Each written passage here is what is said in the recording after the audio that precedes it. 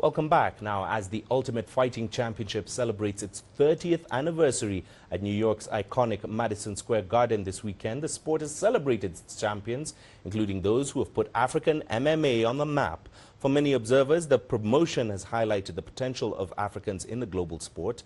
CGTN's CS du Plessis with more.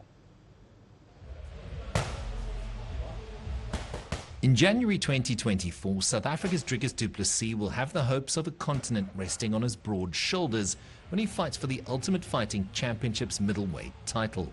It will be an opportunity for Africa to once again hold one of the coveted gold belts after simultaneously holding 3 titles when Kamaru Usman, Israel Adesanya and Francis Ngannou were all champions. Africa's impact on the UFC has been immense, and it continues to be felt. I don't want to say it came out of nowhere, but the rapid success is almost unheard of in the UFC, where it just all kind of happens collectively. And not only were they winning, they were dominant. Like, they're dominant champions. So it's a phenomenal moment for the whole continent. Really makes you think like what they're going to be capable of 10, 20 years from now when there's kids that are inspired by athletes like them that are competing at the highest level. I mean, we've seen it, what Conor McGregor did in Ireland. Like, we're starting to see some of that wave come over. I'm sure Brazil, you know, we've seen waves that were inspired by Anderson Silva, that were inspired by the Nogueiras, that were inspired by Shogun. So I expect a very similar sort of renaissance to happen in Africa. It's very important to have representation everywhere.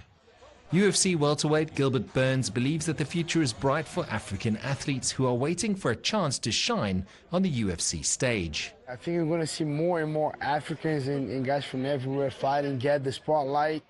And like I said, the way UFC changed my life, I hope we change a lot of Africans and a lot of Indians and a lot of new fighters, because I think the sport's going to keep growing and growing. Almost surprised there isn't more coming through, because 20-odd years ago I could see the talent.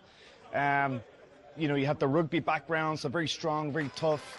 So I have a feeling that if Dricus gets it done, it'll be one of those things where he inspires a bunch of like 12 and 13-year-olds to really go for it. And then you fast forward 5 years, 10 years, there's going to be a wave coming.